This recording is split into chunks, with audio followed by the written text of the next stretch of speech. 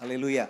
Memasuki minggu yang keempat saudara ya, di dalam Family Series, judul khotbah pada pagi hari ini adalah tantangan keluarga milenial. Bersama dengan saya, Pastor Daniel dan juga istri saya. Pastor Debbie, senang sekali bisa berjumpa kembali dengan Bapak Ibu, saudara-saudari yang terkasih dalam Tuhan Yesus Kristus. Haleluya. Saudara, kita tahu bahwa di dalam setiap kehidupan tentunya kita punya tantangan. Makanya hari ini kita perlu bicarakan pada waktu kita berbicara tentang serial keluarga saudara ya. Kita berdoa biarlah di akhir daripada kebaktian ini kita juga boleh dikuatkan, diingatkan saudara ya. Ada banyak tantangan tetapi Tuhan juga punya jawaban. Ada amin? Ya, Amen. puji Tuhan. Kita lihat bersama-sama dalam firman Tuhan. Kita lihat Yesaya 40 slide berikutnya. Kita lihat ayat 28 sampai dengan ayat 31. Saudara ya, Yesaya 40 ayat 28 sampai dengan 31. Kita baca bersama-sama. Siap saudara? Yang siap katakan yes. Yes. Sekali lagi yang siap katakan yes. Yes. Yes, haleluya. Ayat 28, 2, 3. Tidakkah kau tahu dan tidakkah kau dengar? Tuhan ialah Allah kekal yang menciptakan bumi dari ujung ke ujung. Ia tidak menjadi lelah dan tidak menjadi lesu.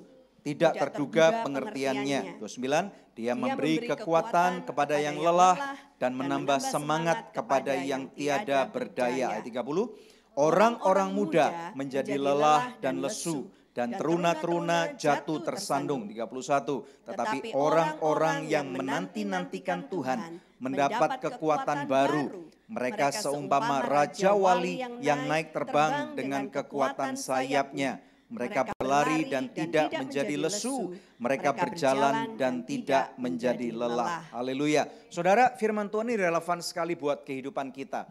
Kita tahu saudara ya, pada waktu kita disebut sebagai satu keluarga ya, mulai dari minggu pertama saya berbicara tentang strong family, kemudian minggu kedua Pastor Andrew berbicara tentang ciri-ciri keluarga kuat, kemudian minggu ketiga kemarin coach kita Pak Hengki berbicara tentang dampak daripada keluarga yang kuat saudara ya. Dan minggu ini saudara ya, kita tahu bahwa setiap daripada kita, terutama saudara kita yang masih muda. Berapa banyak yang masih muda? Angkat tangan. Ya saudara ya, definisi daripada WHO mengatakan muda itu usianya 99 tahun ke bawah. Ya, jadi siapa masih muda angkat tangan? Semuanya masih muda. Semuanya masih muda ya. Nah saudara, orang muda itu terkenal dengan kekuatan ekstra. Kalau kita melihat anak-anak kecil ya. By the way saudara, pada hari ini adalah Family Week. Jadi pada waktu Family Week sekali lagi memang kita buat pada minggu keempat anak-anak kita beribadah bersama dengan kita saudara ya. Jadi memang kita tahu ada tantangan saudara, kadang-kadang anak-anak itu jalan kiri kanan gaduh, pada waktu ada anak yang lebih kecil sepatunya plok. Jadi saudara, memang kita buat satu habit, satu culture baru di dalam keluarga Anugerah Church supaya kita terbiasa saudara ya. Saya tahu sedikit terganggu tetapi kita nggak boleh merasa nggak nyaman dengan anak-anak kita saudara ya. Karena dengan cara ini kita boleh biasakan, kita sebagai orang tua kita belajar untuk nggak malu dengan keberadaan anak kita. Kita boleh belajar bersama-sama untuk mendengarkan firman Tuhan. Ada amin ya. Jadi sekali lagi, orang muda itu terkenal dengan ekstra energi saudara ya. Tetapi firman Tuhan mengatakan bahwa orang muda pun dapat menjadi lelah. Tetapi puji Tuhan, di dalam ayat 28 dikatakan Tuhan kita yang Tuhan kita sembah dalam nama Yesus adalah Tuhan yang kekal. Satu hal yang saya dapat pastikan dalam kehidupan saudara, bahwa Tuhan tuh gak pernah tertidur saudara ya. Saya gak tahu formulasinya bagaimana, tetapi luar biasa banget. Saudara bisa bayangkan kalau Tuhan tuh tertidur, kita berdoa saudara, kemudian Tuhan berkata, tadi kamu ngomong apa, kan gak enak gitu saudara ya. Tetapi ini adalah suatu saudara, metamorfosa, di mana kita tahu bahwa Tuhan tidak pernah tertidur. Tuhan sangat peduli dalam setiap kehidupan kita. Artinya Tuhan punya cara untuk menghadapi setiap tantangan-tantangan yang ada. Tuhan tidak pernah melihat masalah kita terlalu kecil atau terlalu besar. Ada amin saudara ya, amen. Puji Tuhan. Nah saudara, kalau kita bicara tentang tantangan keluarga milenial ya, kita harus pelajari dulu apa yang dimaksudkan dengan generasi milenial. Kita lihat ya slide berikutnya. Istilah milenial ini dipopulerkan oleh William Strauss dan Neil Howe melalui sebuah buku yang berjudul Millennials Rising pada tahun 2000. Jadi rupanya ketika memasuki tahun 2000, ingat gak yang disebut-sebut Y2K itu loh ya. Jadi anak-anak yang lahir di tahun 2000 itulah yang disebut millennial babies ya. Dan kebetulan saya punya satu di rumah ya, Angeline itu lahirnya tahun 2000. Coba yang lahir tahun 2000 boleh angkat tangan. Banyak ternyata millennial baby di sini ya. Oke ya. mereka happy banget karena kita lagi bicarain mereka gitu ya. Nah, Iya. setelah itu muncullah istilah-istilah baru gitu ya, gara-gara millennial babies ini ya. Ada yang namanya sosial media, itu mulai marak ya dengan perkembangan internet yang semakin cepat. Lalu ada istilah baru namanya selfie ya kan. Dulu kan selfie itu Sukaisi, penari dangdut ya kan. Zaman sekarang selfie itu artinya berfoto sendiri gitu loh saudara ya. Gaduh banget di belakang, akhirnya saya bisa berhasil mentrojok ya kan. Nah saudara, terus ada istilah baru lagi wifi ya kan. Kalau selfie itu sendirian, self. Kalau we itu bareng-bareng tapi foto, nah gitu itu namanya wifi gitu saudara ya. Lalu terjadi lagi ada apa nih? iGeneration, lalu ada online business ya kan. Disruptive, ride sharing, ya, co-working space, ya, artinya zaman sekarang tuh nggak perlu punya tempat untuk kerja sendiri, tapi bisa itu ada satu tempat yang disewakan dan bisa disewa berganti-gantian untuk tempat meeting beberapa perusahaan, mungkin home industry gitu saudara ya, seperti itu saudara. Kemudian terjadi juga remote work ya kan, kerjanya online, jadi bisa dikerjakan di rumah atau di mana saja. Inilah kehidupan generasi milenial zaman sekarang. Nah kita sebagai keluarga harus tahu zamannya sudah berubah. Mau nggak mau kita tuh harus mengikuti perkembangan zaman. Supaya kita bisa relevan sama anak-anak kita, sama cucu-cucu kita ya kan. Jangan dianggap cuman anak-anak itu yang adalah anak-anak milenial. Nah boleh angkat tangannya siapa orang tua di sini yang anaknya lahir sekitar tahun 2000-an dan sampai sekarang ini ada? Angkat tangan. Nah Anda adalah orang tua milenial ya kan. Sekarang saya tanya lagi, ada nggak kakek nenek di sini yang punya cucu yang lahirnya sekitar tahun 2000-an sampai sekarang ini? Ada nggak?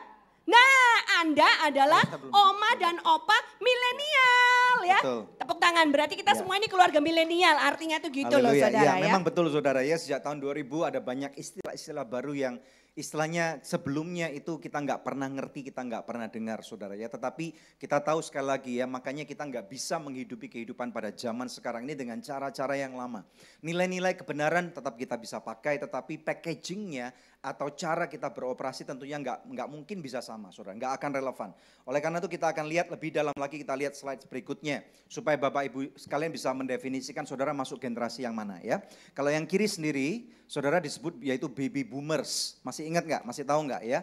Baby boomers ini adalah generasi yang lahir sekitar antara 1944 sampai 1964 saudara ya. Jadi biasanya ini mereka yang lahir post World War II. Setelah Perang Dunia Kedua, jadi orang-orang pada waktu itu ada istilahnya do not go war, do not make war, but make love, saudara ya. Generasi inilah yang menghasilkan anak-anak seperti orang tua saya, menghasilkan saudara anak-anak ya. banyak. Menghasilkan anak-anak yang sangat Makanya banyak dinama banget. baby Yes. boomer. Karena waktu itu ada sekali percepatan, ada revolusi industri yang terjadi yang sudah cukup matang pada waktu itu. Nah kemudian yang kedua, 20 tahun kemudian saudara ya, ada istilah baru yang namanya yaitu generasi X. Saya dan Pastor Debbie masuk dalam generasi X karena kami lahir di antara 1964 sampai 1984 saudara ya. Kemudian generasi Y, saudara yang lahir di antara 1940, saya mau tanya dulu, generasi baby boomer siapa angkat di sini, angkat tangan. Baby boomer bukan baby blues ya.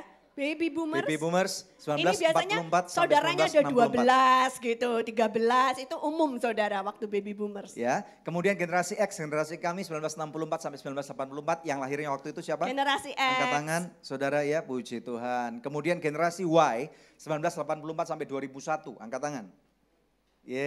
Haleluya ya. Sebenarnya kaum millennials itu yang dimaksudkan adalah generasi Y ini. Saudara ya, saya sedikit salah sangka tetapi pada waktu mempersiapkan khotbah ini saya pelajari lagi ternyata generasi millennials itu adalah yang disebut adalah generasi Y ini, yaitu diperkirakan rata-rata mereka usianya pada tahun 2018 itu 21 tahunan saudara. Mereka masuk dalam usia dewasa muda. Nah kemudian yang terakhir pada saat ini disebut yaitu generasi Z, yaitu mereka yang lahir tahun 2001 dan sampai dengan sekarang. Siapa? Ada enggak? Generasi Z. Ya, puji Tuhan. Oke. Semuanya generasi anak-anak Z, kecil ya. kita ya, puji Tuhan. Jadi, puji Tuhan di tempat ini kita punya menyangkup 4 generasi. Saudara, saya percaya pada waktu kita memulai Anugerah Church ini, memang ada orang yang bertanya kepada kami, nanti gereja Anugerah itu lebih fokus atau streamnya ke generasi yang mana gitu, atau ke kelompok usia berapa. Saya berkata, saudara, kalau kita sebagai gereja tentunya kita nggak mungkin berfokus kepada satu generasi saja, bukan? Betul nggak ya? Tetapi kita harus bisa mengakomodasi setiap generasi yang ada. Nah, puji Tuhan di tempat ini, saudara, memang lebih banyak orang-orang yang istilahnya masuk ke antara generasi Y and Z. Ini nggak bisa dipungkiri, saudara ya. Banyak daripada mereka yang masih single, belum menikah, saudara. Tetapi tidak bisa dipungkiri pula, kita cukup efektif juga di dalam sebagai gereja sekarang ini. Karena mulai dari baby boomers kita punya kelompok komunitas UMAS. Betul nggak ya? Siapa UMAS di sini? Angkat tangan. Yang tadi ya. Kemudian berikutnya dan yang lain-lain. Kita berdoa, saudara, biarlah setiap generasi kita ini akan bersama-sama bergandeng tangan untuk kita mempermuliakan Tuhan. Siapa yang mau mempermuliakan Tuhan dalam generasinya? Amen. Kita berikan kemuliaan yang paling meriah buat Tuhan. Lebih meriah lagi dong, saudara. Ayo semangat. Haleluya. Nah, Amen. saudara, jangan tanya sama saya, Bu, kenapa disebut generasi Z ya? Habis Z apa? Ya habis Z selesai lah, Tuhan Yesus datang kedua kalinya. Amin, saudara. Ya. Puji Tuhan. Nah, saudara, jadi kita lihat ternyata dari generasi ke generasi. Saudara, setiap generasi mempunyai tantangannya sendiri-sendiri. Yes, Mempunyai slide tantangan yang berikutnya. berbeda ya. Dan Tuhan adalah pencipta dari semua generasi ini. Betul. Ya. Tuhan adalah Allah Abraham, tapi juga disebut Allah Ishak, tapi juga disebut Allahnya Yakub. Artinya apa? Tuhan itu adalah Allah dari generasi ke generasi. Amin, saudara. Amin. Ya. Nah, saudara, apa tugas kita sebagai gereja? Apa tugas kita sebagai keluarga? Apa tugas kita sebagai orang tua? Ya, kita lihat di Mazmur pasal yang ke-145 ayat 4 sampai 5, ya. Yes. Mazmur 145 ayat 4 sampai 5. Kita baca bersama-sama. 2, 3. Angkatan demi angkatan akan memegahkan pekerjaan-pekerjaanmu dan akan memberitakan keperkasaanmu, semarak kemuliaanmu yang agung dan perbuatan-perbuatanmu yang ajaib akan kunyanyikan. Amin, saudara. Amin. Inilah tugas kita sebagai gereja milenial, sebagai keluarga milenial, sebagai orang tua milenial, sebagai anak-anak milenial. Tuhan mau supaya angkatan demi angkatan itu akan memegahkan pekerjaan-pekerjaan Tuhan. Yes. Dalam hidup kita ada pekerjaan-pekerjaan besar yang akan Tuhan lakukan. Yang akan Tuhan lakukan dalam hidup kita ataupun melalui hidup kita. Dan Tuhan mau supaya kita memberitakan hal itu. Amin, saudara. Amin. Memberitakan keperkasaannya, saudara. Ya, supaya apa, saudara? Supaya kita bisa menyanyikan semua perbuatan-perbuatan Tuhan yang ajaib. Ada amin, saudara. Artinya apa, saudara? Tuhan mau supaya kita dalam hidup kita ini, dalam hidup keluarga kita bisa mendeklarasikan kebesaran Tuhan, keperkasaan Tuhan, keajaiban Tuhan, pekerjaan-pekerjaannya yang dahsyat dan ajaib. Yang percaya katakan amin. Amin. Yang mau katakan amin. Amin. Tepuk tangan sorak-sorai buat Tuhan Yesus. Haleluya. Haleluya. Memang nggak bisa dipungkiri sekali lagi, saudara. Di dalam setiap generasi itu tantangannya banyak. Makanya saudara mulai minggu yang pertama, slide berikutnya. Saudara, saya menayangkan waktu itu ada 2 macam kapal. Masih ingat nggak? Siapa yang masih ingat? Ya, kapal yang pertama ini menunjukkan bahwa ada kapal pesiar. Saudara ya, siapa yang nggak suka naik kapal pesiar? Saya belum pernah memang, tetapi saudara saya dengar kalau di kapal pesiar itu semuanya nyaman, mulai dari kamarnya bagus, saudara ya. Entertainmentnya luar biasa, ada kolam renangnya, ada tempat bowlingnya, ada tempat golf dan yang lain-lain. Bahkan bisa shopping, ada kasinonya, saudara ya, makanannya, buffet unlimited, saudara, semuanya nyaman dan enak. Tetapi ada satu kata-kata bahwa di sana itu tempatnya nyaman, saudara ya. Dan bahkan kita tahu bahkan kapalnya itu sangat steady banget. Tetapi ada kapal yang kedua yang saya buat menjadi analogi pada waktu itu, kalau saudara ingat, keluarkan fotonya, yaitu kapal perang, saudara ya. Kita tahu bahwa saudara kita harus membuat pilihan di dalam kehidupan kita. Jadi saudara di dalam hidup ini, saudara harus membuat, saudara mau jadi kapal yang pesiar, saudara yang ada di zona nyaman terus, atau saudara mau masuk di dalam zona peperangan. Firman Tuhan mengatakan saudara peperangan kita bukan melawan darah dan daging, tetapi melawan penguasa-penguasa di udara.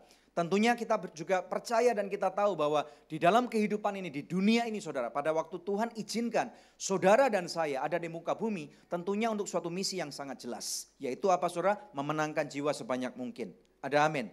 Melihat daripada kebenaran ini, menurut saya saudara, Tuhan gak pernah jadikan kita untuk kita menjadi kapal pesiar selamanya.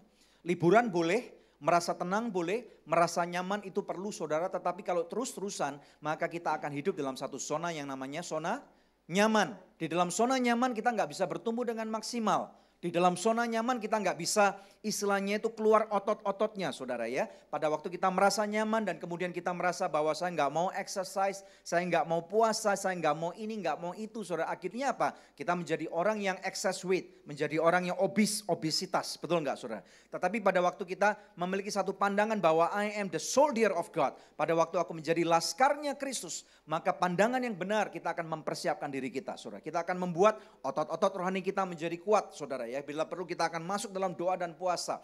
Kesehatan kita perlu diperhatikan dengan baik saudara ya. Kita harus mempersiapkan jasmani kita, rohani kita saudara ya. Kita harus mempersiapkan seluruh keluarga kita supaya kita dapat mempermuliakan nama Tuhan. Ada amin saudara ya. Slide berikutnya saudara ya. Waktu itu saya juga quote satu kutipan yang sangat bagus banget. Bahwa keluarga kita itu ibaratnya satu lingkaran.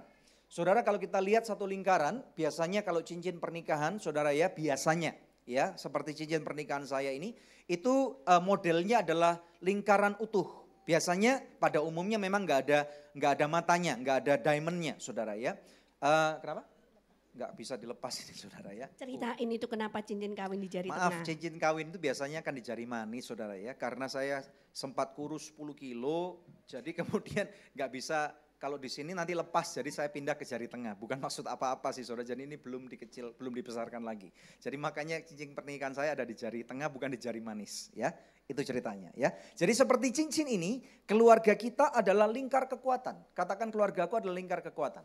Keluargaku adalah lingkar kekuatan. Jadi di dalam keluarga saudara engkau akan menemukan kekuatan yang sejati. Ada amin enggak? Di dalam keluarga ada fellowship. Dimulai dengan iman, disatukan dengan kasih dan dilindungi oleh Tuhan. Dahsyat enggak saudara? Jadi artinya siapapun kita seharusnya di dalam keluarga kita boleh diterima dengan baik. Ada banyak orang-orang yang menderita pada kehidupannya karena di dalam keluarganya mereka tidak diterima dengan baik. Ada amin saudara ya, puji Tuhan. Hari ini kita akan berbicara masalah tantangan-tantangan yang ada. Silakan. Kita akan lihat slide yang berikutnya. Nah, tantangan yang pertama yang dihadapi oleh keluarga milenial itu adalah sosial media dan internet yang cepat.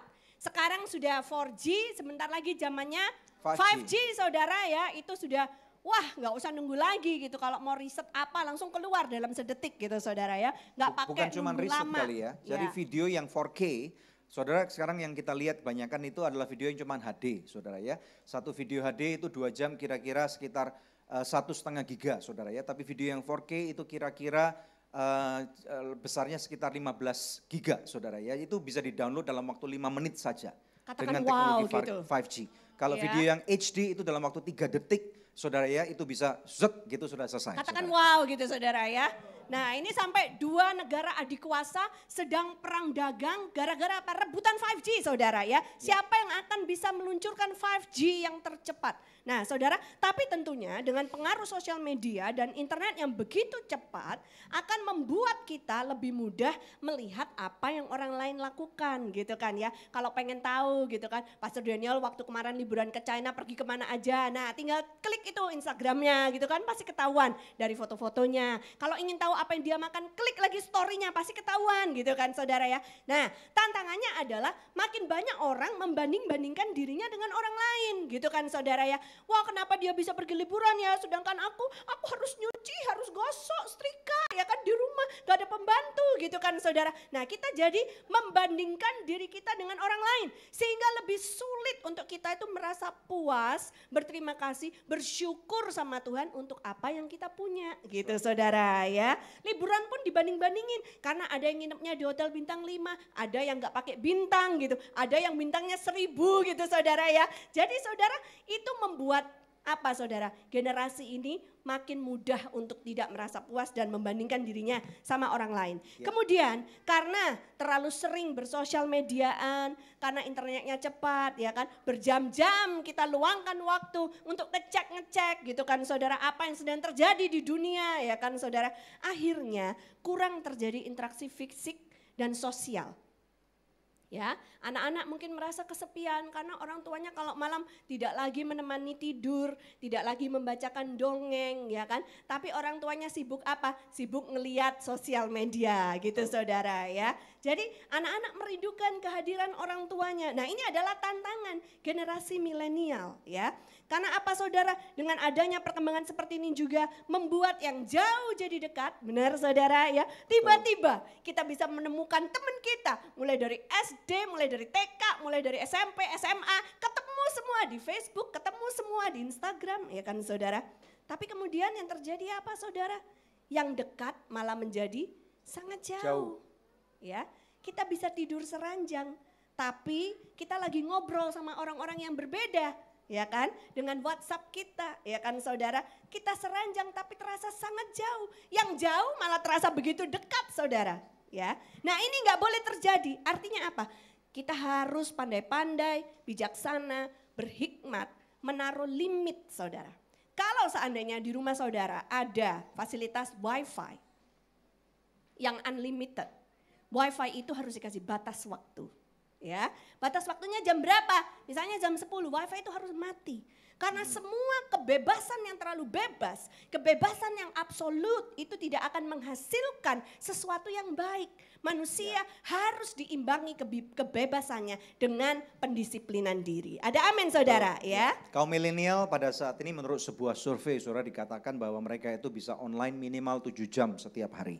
Jadi kita tentunya pada waktu itu kita harus mengerti caranya saudara bagaimana supaya kita boleh berinternet dengan smart saudara. Kita nggak boleh menjadi orang yang istilahnya cuman termakan zaman, kita nggak bisa berubah saudara. Tetapi saya percaya bahwa setiap daripada kita bisa menjadi orang yang lebih baik. Ada amin saudara ya.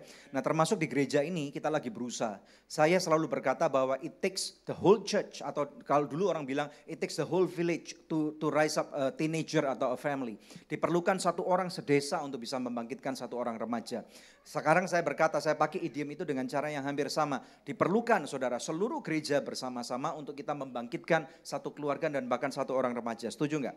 Saudara, jadi anak saya, saudara boleh bantu perhatikan anak-anak saya. Kalau anak saya ada yang salah, saudara juga bisa boleh tegur, bisa nasihati.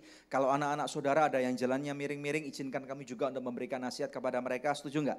Sehingga bersama-sama kita satu keluarga saudara ya, kita enggak ada orang yang sangat kuat, kita semua saling membutuhkan. Tuhan menciptakan kita menjadi makhluk sosial saudara ya, sehingga supaya kita bisa berinteraksi saudara ya. Puji Tuhan kita mempunyai waktu istilahnya downtime lebih banyak saudara, sehingga kita berinteraksi. Pada siang hari ini pun kita rencanakan melakukan suatu kegiatan bersama-sama sebagai suatu gereja.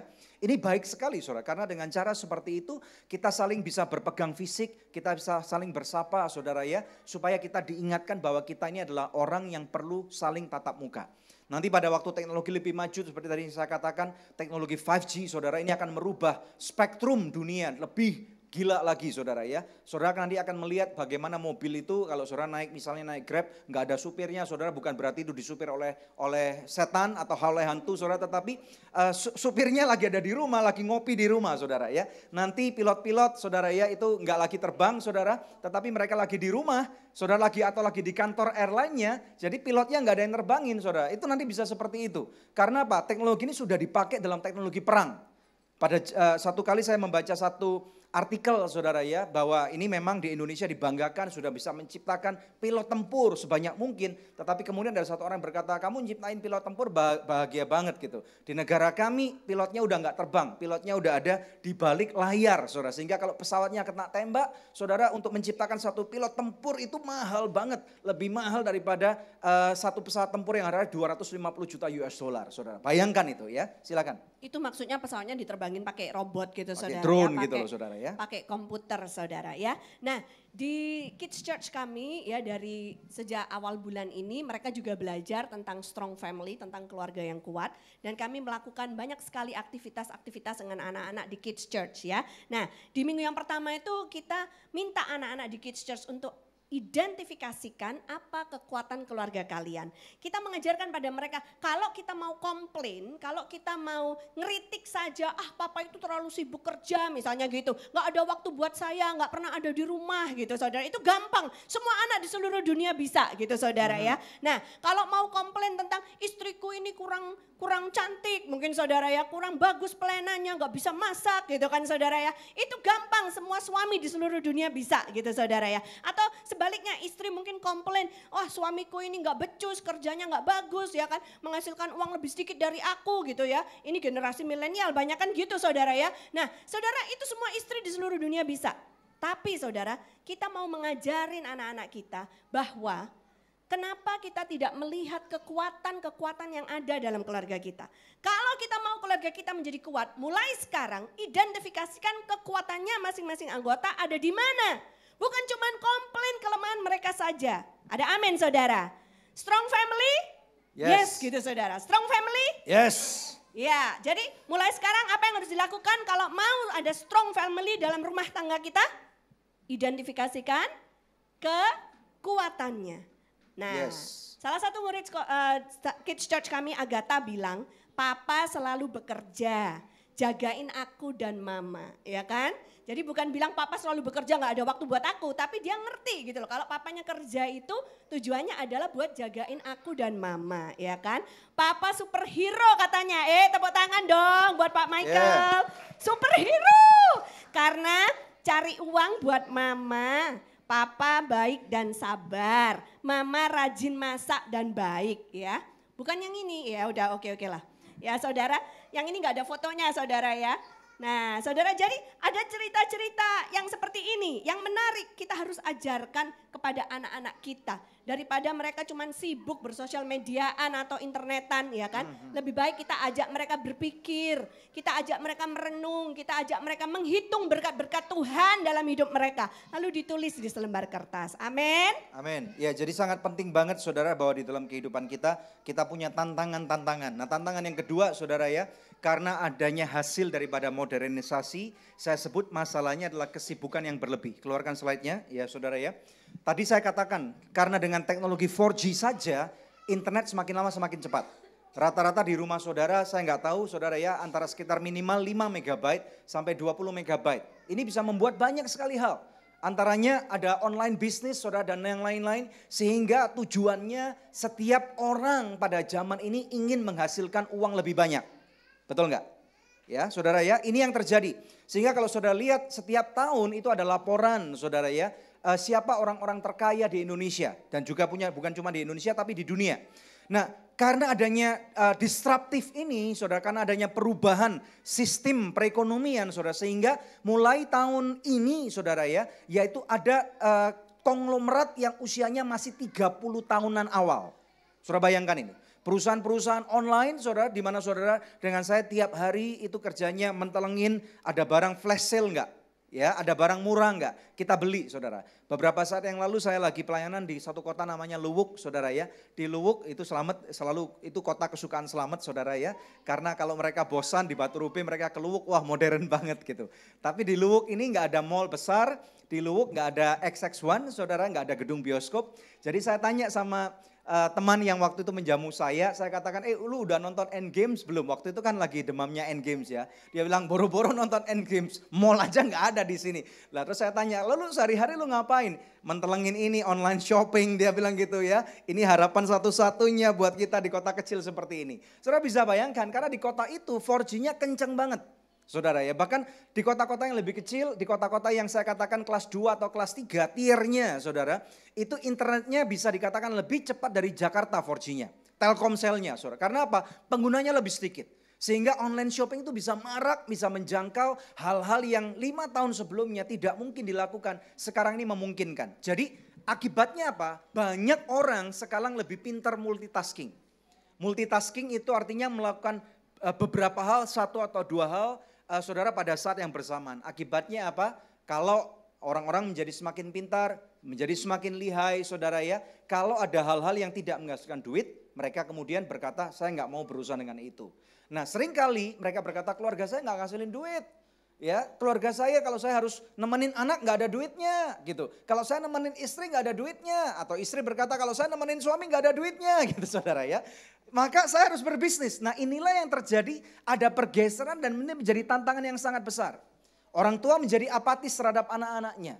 Anak-anak menjadi apatis terhadap orang tuanya, betul nggak ya? Bahkan saya pernah melihat satu video, saudara ya, di mana ada di beberapa negara itu anak-anak yang protes, saudara ya. Mereka membuat spanduk, saudara, mereka protes, mengatakan supaya orang tuanya nggak lagi lebih sayang kepada handphonenya daripada kepada dirinya.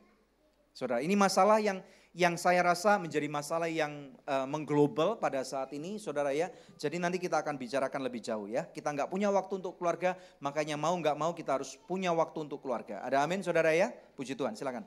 Nah, kemudian slide berikutnya kita akan lihat lagi saudara ya, ada cerita-cerita lucu dari Kids Church. Jadi ini di minggu berikutnya saudara yang kita lakukan, kita mengajak anak-anak itu untuk menggambar keluarga mereka gitu saudara ya. Dan ini adalah gambaran Kalika saudara ya. Mana Kalika? Halo Kalika. Ya, ini Hi, gambaran Princess. Kalika. How are Terus you? Kalika Hi, JJ.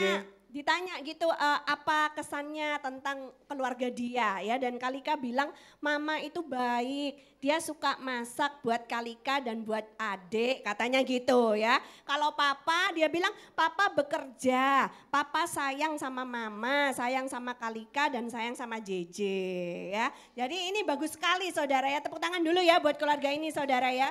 Ini menunjukkan bahwa orang tuanya itu mau meluangkan waktu, peduli sama perkembangan anak-anaknya ya.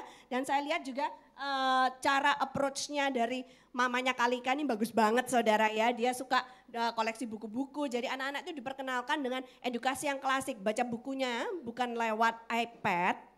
Ya kan, tapi baca bukunya tuh buku beneran gitu loh saudara ya. Itu jauh lebih baik karena ternyata kalau baca dari iPad atau komputer itu sinarnya itu gelombangnya itu mempengaruhi otaknya sehingga menjadi makin aktif gitu saudara ya. Nah terus kita lihat gambar yang berikutnya. Nah kalau gambar yang berikutnya ini gambarnya Daniela saudara ya. Dan di keluarga Daniela cuma ada papa mama dan sama dia ya sendirian anak tunggal. Belum punya adik, kita doain Daniela sebentar lagi punya adik. Mana Daniela? Mau nggak Daniela punya adik? Ya. Dan kata saya jangan dulu dong, nanti yang naik siapa ke UE Tubuh gitu. Nah saudara, terus Daniela ditanyain kan kesannya tentang keluarga dia gitu ya. Dan Daniela tuh bilang papa dan mama sayang sama Daniela. Tepuk tangan buat keluarga ini saudara ya. Jadi anaknya tuh sadar kalau orang tuanya tuh sayang sama dia. Itu penting banget saudara. Kalau kita tanamkan sejak dini, maka anak-anak itu tidak akan mudah untuk dipengaruhi oleh pengaruh-pengaruh negatif dunia saudara. Amin. Anak-anak harus tahu bahwa orang tuanya itu sangat mengasihi mereka ya. Puji Tuhan. Nah kemudian next slide, kalau ini buat anak-anak yang lebih kecil saudara ya. Anak-anak yang belum bisa gambar, yang belum bisa nulis gitu ya. Yang kita lakukan kita bikin heart shape ya. Lalu guru-guru pembina di Kids Church sudah potongkan itu kertas berwarna-warni. Buat mereka tempelkan di dalam heart shape itu. Mengajarin mereka apa? Bahwa ternyata dalam keluarga kita itu punya perbedaan-perbedaan ya kan. Mungkin ada yang kepribadiannya lebih nonjol, ada yang suka lebih diem ya kan. Atau ada juga yang lebih suka ngomong gitu dan lain sebagainya saudara ya. Tapi dan punya kelemahan-kelemahan, punya kelebihan-kelebihan, tapi semuanya itu tetap di dalam satu kasih. Amin saudara, tetap diikat dalam satu kasih Tuhan ya. Dan yang spesialnya dari pembuatan gambar heart shape ini saudara ya, JJ itu usianya masih kecil saudara ya. Umur berapa ya JJ? Nah, JJ itu masih umur 2,5 tahun ya. Tapi JJ itu berhasil untuk bikin nempelin kertas-kertas ini sebagian besar itu dia sendiri, dibantunya itu cuma dikit saudara. Dan setelah JJ selesai membuat hati ini, dia gak mau lepasin loh. Dia gak mau kumpulin ke gurunya saudara ya. Yang dia lakukan apa? Dia pegang terus karena dia antusias sekali mau tunjukkan ke mamanya. Ini hasil karya JJ. Tepuk tangan saudara ya. Ya, jadi anak-anak kita ini perlu dilatih seperti ini daripada kebanyakan nonton film, kebanyakan nonton TV, kebanyakan main gadget.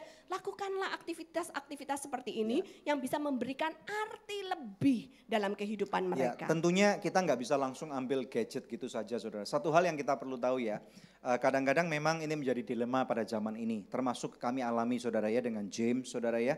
Pada waktu orang tua kerap kali merasa nggak nyaman karena apalagi meeting dengan orang, ketemu dengan teman, saudara, anaknya ribut. Yang paling gampang adalah apa, saudara? Kasih gadget, betul nggak ya? Karena pada waktu kasih gadget, mulutnya langsung diam. Nah, saudara, dengar baik-baik. Pada waktu mulut anak kita diam, itu tidak berarti bahwa otaknya ikut diam, saudara. Yang menjadi masalah dengan overloaded gadget atau information yang mereka terima itu adalah mereka memang secara fisik diam, saudara, tetapi otaknya gelombangnya naik. Kalau mesin mobil, saudara kan ada RPM, rotasi per menit ya. Itu rotasinya mungkin kalau misalnya dari lagi berinteraksi sama papa, mama, sama teman itu mungkin saya katakan 3 atau 4 gitu, saudara, itu udah cukup tinggi. Tapi kalau mereka diem, badannya memang idle tapi saudara gasnya saudara gaspol. Sampai misalnya RPM-nya naik langsung 8 atau 9, tapi diem. Saudara tahu apa yang terjadi? Mesinnya akan cepat rusak. Jadi saudara, apakah anakmu tenang? Secara fisik memang tenang, tetapi secara jiwa nih anak saudara nggak tenang. Buktinya apa? Coba ambil gadgetnya, loudspeakernya langsung nyala, saudara. Ya, wah, gitu ya, betul kan ya? Jadi gadgetnya diambil, loudspeakernya keluar. Ini membuktikan bahwa otak anak kita itu lagi RPM-nya tinggi banget. Nah, makanya kita tentunya perlu berbicara dengan mereka. Karena pada anak zaman sekarang ini berbeda dengan kita dulu, berbeda dengan orang tua kita. Kita nggak bisa melakukan penanganan yang sama. Saudara, saya tidak berkata bahwa sekarang ini kita lagi parenting seminar. Tetapi saudara yang milenial pun, anak-anak yang remaja, saudara yang awal 20-an juga perlu tahu bahwa ini yang terjadi gitu loh, saudara. Ini adalah dilema yang terjadi di masyarakat. Jadi makanya anak-anak milenial atau keluarga milenial pada zaman sekarang itu kita lebih harus banyak diskusinya. Tell them why. Tunjukkan kepada mereka kenapa hal itu nggak baik. Kenapa hal itu baik. Anak-anak kita selalu bertanya why, kenapa. Betul nggak, saudara? Menurut saya itu sebenarnya adalah kesempatan yang sangat baik banget untuk menggali apa yang sedang mereka pertanyakan, mereka hadapi, saudara. Sehingga pada waktu kita lagi bisa berdiskusi kepada mereka, maka mereka akan menerima satu kebenaran dengan baik. Kami gunakan kebiasaan itu, saudara, untuk mengajar anak-anak kami terutama James, saudara, supaya mereka juga bisa membuat keputusan. Ya, nah kita masuk ke poin yang ketiga. Saudara diberkati so far? Kita berikan kemuliaan yang paling meriah buat Tuhan. Tantangan yang ketiga, saudara, kita cuma berikan 3 tantangan. Saya tahu tantangan setiap keluarga tentunya tidak sama, tetapi kami berikan hanya 3 yang umum karena waktu saja. Ini masalah yang sangat penting dan ini bawaan daripada generasi-generasi sebelumnya, saudara ya. Kita lihat berikutnya, yaitu masalahnya adalah fatherlessness. Ya, keluarkan slide-nya. Saudara, fatherlessness ini adalah ketidakadaan figur bapak. Ini menjadi masalah. Mulai dari zaman baby boomers, generasi X, generasi Y, sekarang kebawa ke generasi Z. Saudara, yang terjadi adalah seringkali saudara kita tidak sadar bahwa banyak orang tua lebih berkata, papa memang nggak ada, ya, tetapi uangnya ada. Jadi saudara, kita perlu dengar dan kita perlu mengerti baik-baik bahwa anak kita, bukan cuma anak, istri saya, istri saudara itu perlu melihat ada figur sosok secara fisik untuk bertemu secara konstan. Ada amin gak, saudara ya? Nah sekarang ini karena gara-gara fatherlessness ada banyak sekali masalah-masalah yang terjadi, misalnya kemerosotan moral. Ya, Alkitab kita mengatakan lawlessness. Di akhir zaman akan timbul masalah yang sangat besar, yaitu lawlessness. Mereka tidak takut kepada hukum, mereka tidak peduli hukum itu ngomong apa, mereka tidak lagi peduli firman Tuhan mengatakan boleh atau tidak boleh, tetapi mereka lebih peduli kepada apa yang saya rasa nyaman buat saya. Saudara, bukankah ini yang sekarang sedang lagi kita banyak lihat di mana-mana, saudara ya? Banyak orang tidak hormat kepada orang tuanya, kata firman Tuhan. Banyak orang tidak peduli, saudara ya, dengan adanya kasih yang sangat luntur, ada pergeseran yang sangat terjadi. Ini semua terjadi gara-gara fatherlessness. Tidak ada sosok ayah yang baik, saudara. Dan bahkan beberapa orang berkata, loh saya kerjanya di rumah kok ya. Saya juga selalu ada di rumah kok. Tetapi kalau saudara di rumah, saudara interaksi enggak sama istrimu? Saudara suami-suami angkat tangan di sini. Coba angkat tangan suami, para suami ya. Saudara, jadi kalau engkau di rumah pastikan saudara bukan cuma berinteraksi dengan teman yang jauh jadi dekat. Tetapi perlu waktu untuk bercengkrama dengan istri. Perlu waktu untuk bercengkrama dengan anak-anak, saudara. Dengan cara seperti ini, saudara, masalah fatherlessness ini akan lebih kita tekan dan kita tangani dengan lebih baik. Ada amin, saudara ya. Jadi pada waktu kita semua harus ngerti porsi. Kalau kerja dengan baik, dengan sungguh-sungguh, totalitas. Kalau lagi sama keluarga, totalitas juga. Jadi makanya kalau kita bisa melakukan ini saudara, kita bisa berkomunikasi dengan baik. Dan saya berkata seperti ini, saya pun lagi masih belajar. Saya tidak sempurna, saya juga punya banyak flaw, banyak kejatuhan di dalam hal ini. Saya pun juga harus mau meminta maaf kepada anak saya. Ada amin saudara ya. Kemudian yang kedua, akibatnya daripada kemerosotan moral ini, tidak ada fatherlessness ini saudara, adanya fatherlessness, banyak anak-anak kita mencari kasih di tempat yang salah. Betul enggak? Saudara berhati-hati, pada zaman dulu seringkali dikatakan besarin anak perempuan lebih susah daripada anak laki-laki. Betul enggak ya? Zaman sekarang saudara harus perlu tahu besarin anak laki-laki sama susahnya dengan besarin anak perempuan. Siapa yang mau anaknya rusak? Siapa yang mau anaknya misalnya dihamilin orang? Saya nggak mau saudara kalau misalnya belum menikah baik-baik ya. Siapa yang mau anaknya misalnya kena narkoba? Nggak ada yang mau. Tetapi ini yang terjadi saudara. Saudara tahu kan ada masalah-masalah gangster ini yang sudah. Waktu saya dulu mau kuliah, saudara, saya dinasihatin sama mama saya, kamu jangan sampai bertemu dengan kelompok-kelompok gangster dan berteman dengan mereka. Nah saya katakan nasihat orang tua ini penting banget saudara ya. Saya selalu berkata bahwa saya bisa jadi seperti ini, salah satunya karena nasihat daripada mama saya. Ya, puji Tuhan saudara ya. Papa saya kebanyakan daripada kelompok suku kami saudara ya. Papa itu lebih memang ada, tetapi lebih kalau misalnya memberikan didikan kepada anak lebih kepada mama, betul enggak? Padahal itu bukan cara yang 100% akurat. Cara yang 100% benar, cara yang 100% alkitabiah. Mendidik anak harus bersama-sama antara orang tua, yaitu ada papa, ada mama. Papa yang memberikan prinsip-prinsip kehidupan, mama yang mengaplikasikan, membantu saudara ya, mengayomi karena mama sifatnya lebih gentle, betul enggak ya? Kemudian yang terakhir, ketiga saudara, bebasnya pergaulan sehingga akibatnya terjerumus dalam gerakan-gerakan seperti LGBT, betul enggak? Ada gerakan-gerakan bukan cuma LGBT tapi ekstremisme seperti ISIS dan yang lain-lain, saudara kita harus berhati-hati. Karena pada zaman ini teroris-teroris saudara bukan cuma orang-orang yang enggak pernah sekolah. Bukan cuma orang-orang yang nggak punya uang loh saudara, tetapi beberapa orang berani secara ekstrim meledakkan dirinya dan mereka adalah orang-orang yang punya keluarga baik-baik. Halo, betul nggak?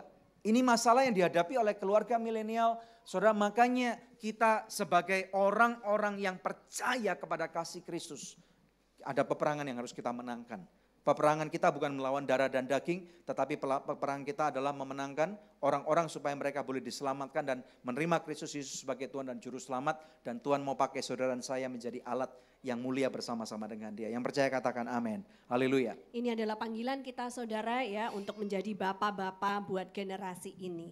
Karena banyak sekali anak-anak muda yang kehilangan figur ayah.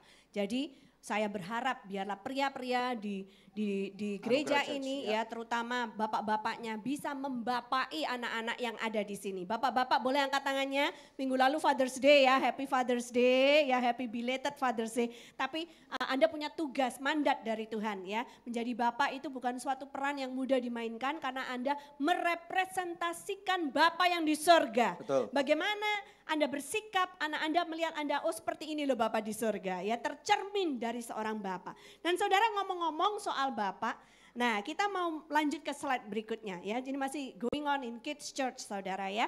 Jadi ada satu minggu di mana kita minta anak-anak yang lebih gede untuk bikin kartu buat orang tuanya ya. Dan ini satu kartu yang dibuat oleh Karissa ya. Keren dan banget saudara, dia bahasa itu Jepang. seneng banget bahasa Jepang ya. Kalau saudara ngomong-ngomong sama dia kadang-kadang dijawabnya itu pakai bahasa Jepang. Watashi wa arishitemasu gitu. Saya juga nggak ngerti gitu ya. Hai gitu ya. Arigatou gozaimasu gitu kan ya. Nah dia ini nulis, sushi sashimi saya bilang. dia itu nulis kesukaan bahasa saya. Jepang ya kan. Terus kebetulan bukan kebetulan ya di Anugerah Church juga ada yang pernah belajar bahasa Jepang. Ya, jadi Kak Bene bantu untuk terjemahkan supaya Pastor Daniel sama Pastor Debbie ini ngerti gitu loh. Apa yang ditulis sama Karissa ini huruf kanji kan saudara. Ternyata ya ini adalah surat cinta yang sangat romantis. Dimulai dengan untuk ayah tercinta. Wih. Terus saya langsung gini, wow kontras banget ya. Saya harap surat ini tidak bilang untuk ayah tercinta, Aku ingin bertemu. Aku di sini, Nak. Walau hanya dalam mimpi. Ayah, dengarkanlah, aku ingin bernyanyi walau air mata di pipi. Saudara, lagu ini dulu sering saya nyanyikan. Karena saya kangen sama papa saya yang hilang tak kemana itu, saudara ya. Terus kalau saya lagi pelayanan ke sekolah, ke panti asuhan, baru-baru ini kita kan pelayanan ke panti asuhan ya. Saya tanya sama anak-anak panti asuhan, tahu nggak lagu ini? Mereka nyanyi bareng dengan saya. Ya, ternyata memang benar fatherlessness itu terjadi, saudara ya. Dan mereka yang kehilangan figur ayah, mereka akan hafal lagu ini di umur berapapun mereka berada. Tapi ternyata surat cinta Karissa kepada ayahnya tidak berbentuk seperti nyanyian yang ngenes tadi itu, saudara ya. Tapi surat cinta ini berkata, untuk ayah tercinta, terima kasih banyak untuk semua yang sudah kamu lakukan. Kumisnya langsung timbul 1 senti lebih panjang itu kayaknya. Karena bahagia. Untuk itu saya menulis surat ini dalam bahasa Jepang.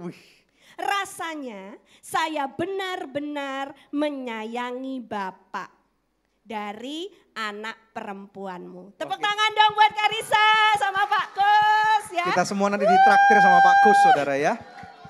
Romantis sekali gitu, saudara ya. Seandainya semua anak perempuan bisa merasakan apa yang dirasakan oleh Karissa. Tidak akan ada anak-anak perempuan yang dibohongin oleh lelaki hidung belang. Tidak akan ada anak-anak perempuan yang dihamilin oleh laki-laki yang tidak bertanggung jawab. Betul. Kalau anak-anak perempuan kita mendapatkan kasih sayang yang cukup dari bapaknya. Gak perlu cari kasih sayang dari tempat lain, apalagi dari lelaki-lelaki yang picisan. Amin, saudara? Ya.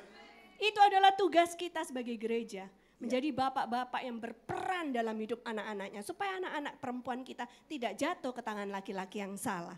Dan supaya anak laki-laki kita juga tidak akan mencari perhatian dari laki-laki lain yang lebih tua dari dia. Kemudian terikat dalam gerakan LGBT dan lain sebagainya. Karena apa? Karena kangen belayan seorang papa.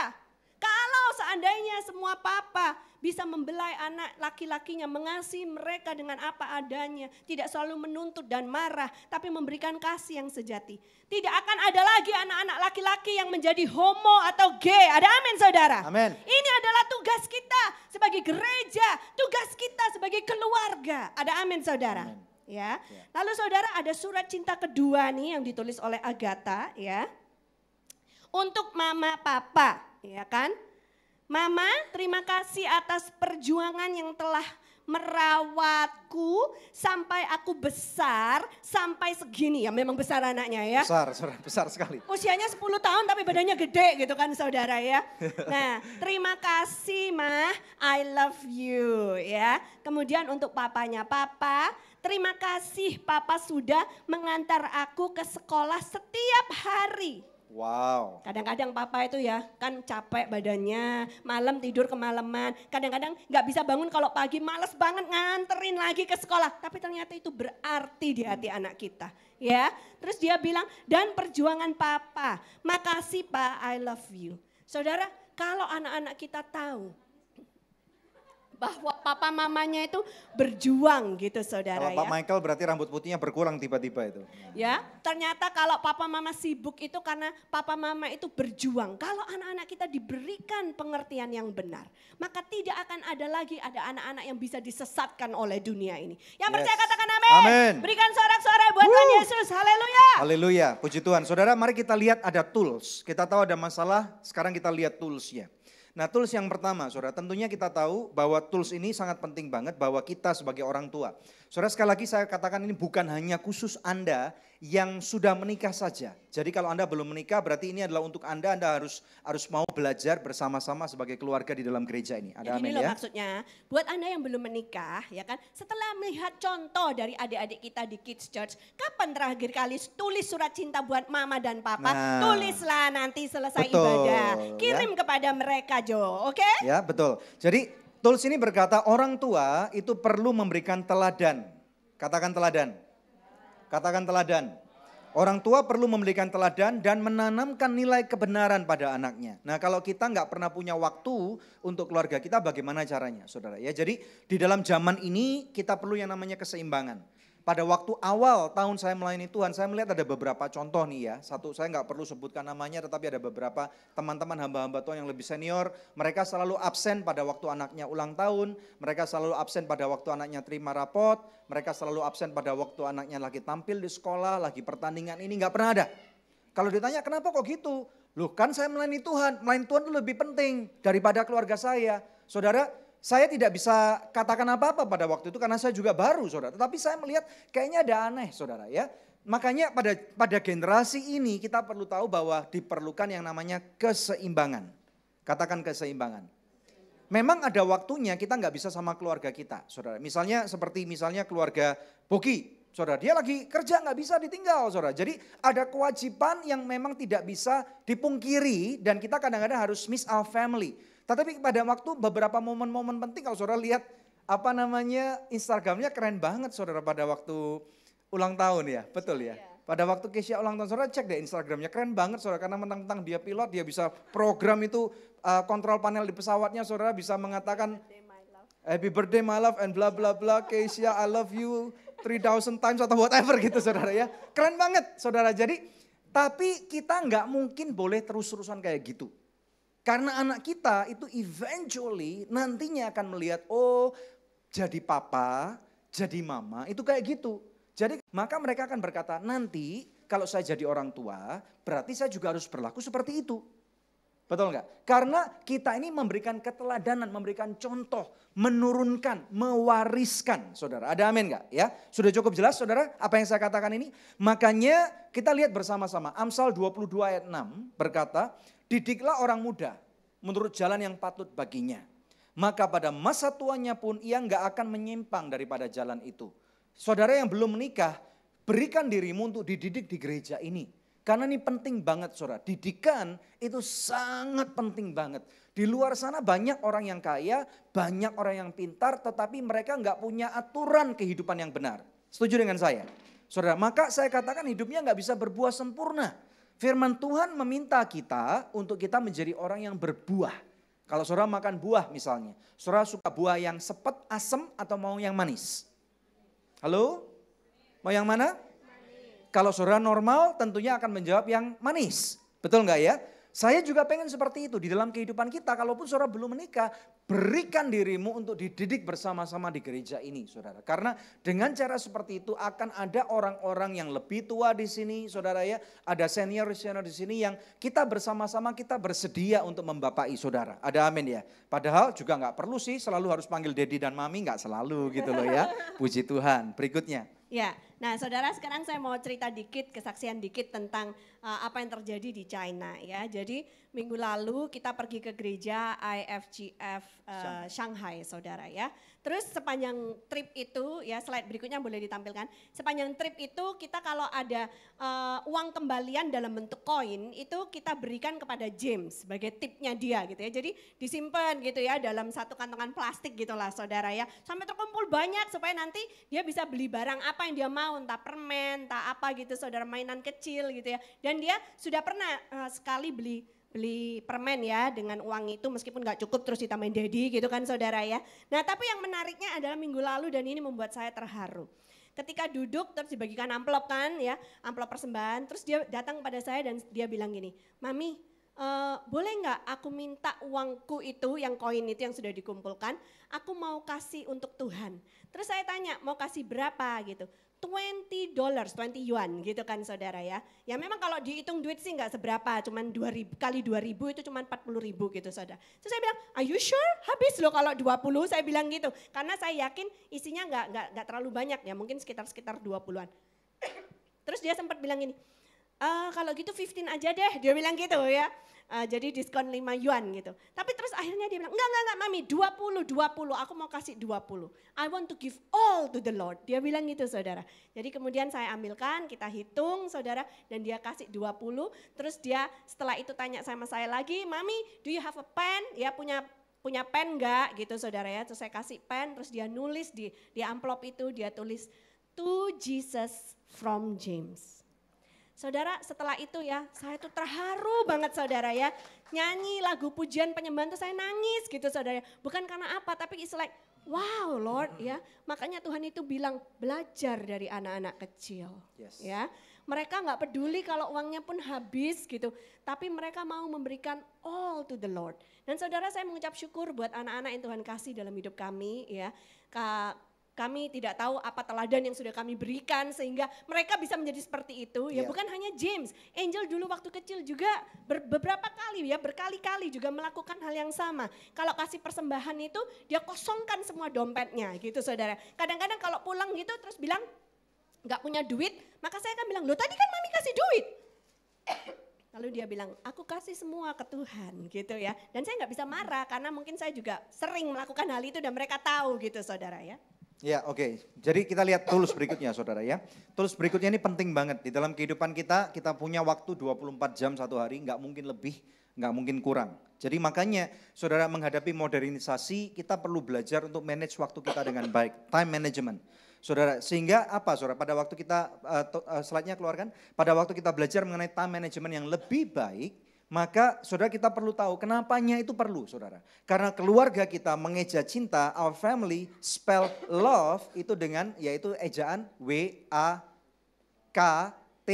Waktu, T-I-M-E, time. Saudara, jadi mau nggak mau uang memang diperlukan. Nggak bisa dipungkiri, nggak bisa bayar uang sekolah hanya dengan saudara datang ke sekolah dan nggak bawa apa-apa. Saudara nggak mungkin bisa beli baju, saudara nggak mungkin bisa beli online, saudara kalau nggak punya misalnya uang. Tetapi pada saat yang bersamaan kita perlu tahu bahwa keluarga kita perlu waktu. Setuju nggak? Ya, kita lihat bersama-sama dalam firman Tuhan Kejadian 22 17 sampai dengan 18. Ya, ini apa yang Tuhan katakan kepada Abraham. Dikatakan maka aku akan memberkati engkau berlimpah-limpah dan membuat keturunanmu sangat banyak seperti bintang di langit dan seperti pasir di tepi laut. Dan keturunanmu itu akan menduduki kota-kota musuhnya. Jadi dengar baik-baik, Tuhan punya pandangan yang sangat luas tentang saudara, bahwa anak-anak saudara akan diberkati Tuhan dengan cara yang luar biasa. Amen. Sekali lagi siapa yang mau diberkati Tuhan? Saya mau saudara ya. Kita nggak mungkin nggak mau, tetapi nggak mungkin itu terjadi tanpa proses ya. Tuhan izinkan proses kehidupan terjadi supaya kita bisa tahu bahwa Tuhan ini adalah Tuhan yang dahsyat dan berkuasa dan berdaulat. Ayat 18 dikatakan, oleh keturunanmu lah semua bangsa di bumi akan mendapat berkat karena engkau mendengarkan firman-Ku. Tidak ada cara yang lain dalam kehidupan ini kecuali kita mendengarkan firman Tuhan, saudara ya. Kalau kita berbicara masalah time management di rumah kita perlu membaca firman Tuhan. Kita perlu mempunyai fellowship di rumah, persekutuan, saudara, membaca firman Tuhan bersama-sama. Kalau saudara yang di tempat ini berkata, Pastor Daniel saya masih single, bagaimana? Makanya diadakan cell group, ya. Karena di cell group itu saudara bisa saling bercengkrama dengan baik. Saudara bisa punya meluangkan waktu di tengah-tengah kesibukan, di tengah-tengah minggu saudara ya. Cell group kita memang baru ada berapa nih? Ada 3 ya. Puji Tuhan kalau nanti nggak lama lagi kita berdoa supaya cell groupnya bisa lebih banyak saudara, supaya lebih banyak orang dimuridkan, supaya lebih banyak orang-orang bisa dibangkitkan menjadi pemimpin-pemimpin yang baru. Ada amin saudara ya. Sehingga kita tahu bersama-sama dengan satu gereja sebagai satu keluarga kita bisa bertumbuh kembang dengan baik karena Tuhan mau memakai kita menjadi berkat. Saya ucapkan kepada saudara, dengar baik-baik. Tuhan mau pakai setiap saudara untuk menjadi berkat. Engkau terima ini dengan baik. Ada amin saudara ya. Percaya ini Tuhan mau pakai saudara jadi berkat. Mungkin saudara berkata, Pastor Daniel hari ini saya bukan apa-apa.